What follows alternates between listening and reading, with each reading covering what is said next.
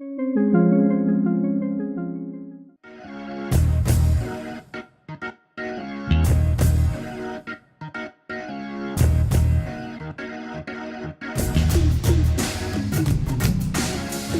capstone project tries to look at simulation technologies and methodologies that allow you to design buildings with performance metrics in mind. We're not just designing for visual aesthetics, we're designing for energy performance and daylighting and structural performance.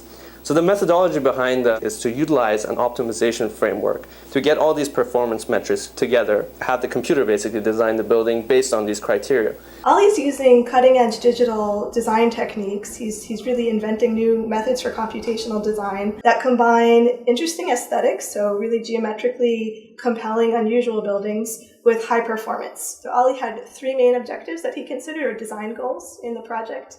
They were the structural stiffness of the building, the energy efficiency of the building, and the amount of daylight that comes into the building to offset the need for electric lights. He's finding solutions that are unexpected and unusual and new, and he's also finding solutions that are more responsive to specific climates. I started out my MIT career in architecture primarily, but I always had this issue that why do we just design things the way they are? Why do we not? I think we need more intentional design, more conscious design. Personally, I work a lot in both architecture and civil and environmental engineering, and I'm really passionate about both of those fields and passionate about creating links between them. These trade-offs basically try to merge the design community, architecture, with engineering. And traditionally, there's a disparity between these two. Basically, they're separated. The architect designs something, the engineer rejects it, and back and forth, back and forth.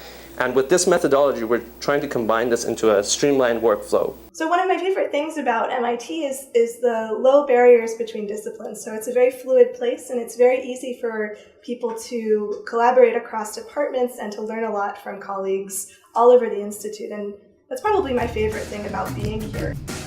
My research aims to understand the capacity constraint on the MBTA red line because the red line is very crowded during peak hours. We have an ongoing research relationship with the MBTA, and so we are already very familiar with some of the problems that they've been facing, and they've come to us for help in solving some of these problems. The MBTA red line employs a mixture of automatic and manual train control system, which could result in unnecessary delays and uneven headways. So for example, during the AM peak hour, if the trains run by schedule, then every 4 minutes you will see a train picking up passengers from each platform.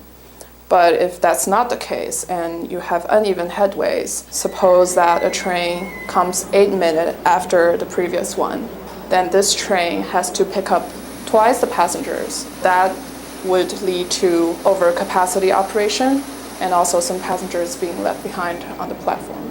So there are two hypotheses. One of them is that the headway irregularity is a big cause of the capacity constraints. So that's saying we don't actually need bigger cars. We just need the trains to run on schedule. She's demonstrating that you can solve the problem with the models that she's developing. I'm a big fan of public transit. I utilize the MBTA system a lot, although it's not perfect. I actually grew up in major cities in China where public transit is a very important way of transportation. Jane's research focuses on a real problem which is important to MIT, to Kendall Square, to the MBTA, and to society. There's a tremendous amount of development currently planned for the Kendall Square area over the next decade, and unless the MBTA can improve the capacity and performance of the Red Line, that development will be handicapped. And Jane's very interested in solving real-world problems, and this is a great application for her.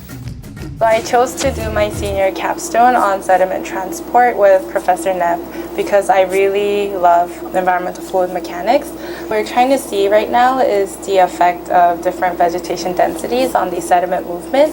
What we're trying to study is how these vegetation rods shed vortices that increase the turbulence near the bed and cause these sediments to move. I'm from Los Angeles, California. The reason why I chose environmental engineering is because we see a lot of pollution, whether it's air or water pollution. She first worked in my lab as a freshman. She had a project of her own, and as she progressed, she got more independent projects. Teaming up with a grad student and really seeing the type of research that is happening in the field today was really great, and being able to handle these equipment that I never imagined I would ever be handling. What's great about the Capstone class is it gives the students a chance to participate in an authentic research experience. And for Hayun, it was really a great culmination of things she's done all 4 years at MIT. The amount of mentoring that I get from any of my Europe advisors is just something that cannot be imagined at other institutions.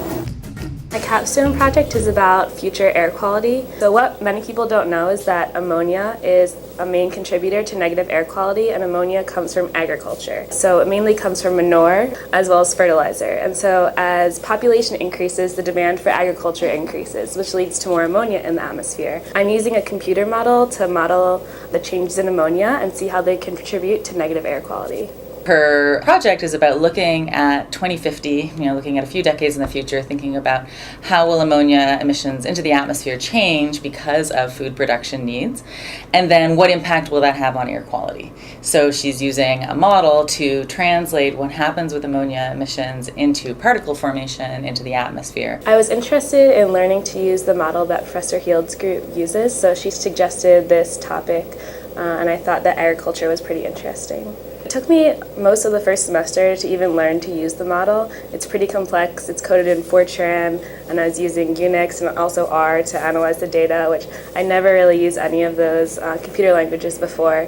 So just learning how the model works and how to use the computer languages took most of the first semester, and so then I could spend the second semester focusing on the actual research. She ended up working with two of my grad students, Luke and Sam, and also one of the postdocs, Will, and so she would ask them all for advice and help in different parts of aspects of her project, and then she was coming to group meeting every week, so she really became a true group member. So I came into MIT, and big data and computer programming pretty much scared me. I hadn't had any exposure to that before, but my experiences at MIT had showed me that many people do things that looked really intimidating before, and I wanted to take my shot at it.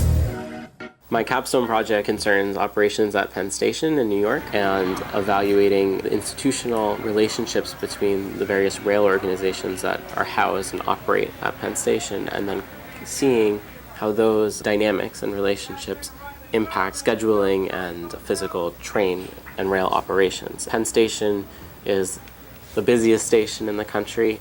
It's the hub of the entire Northeast Corridor and also much of the Amtrak system, and planned high-speed rail that will change Amtrak's needs for the station. Daniel's work has been very helpful to ascertain where interferences occur and how one might operate the system more effectively in the interest of both the intercity and commuter passengers. Outcomes that I learned from my research are that there is a stakeholder disparity in power at Penn Station, and that Amtrak does have priority.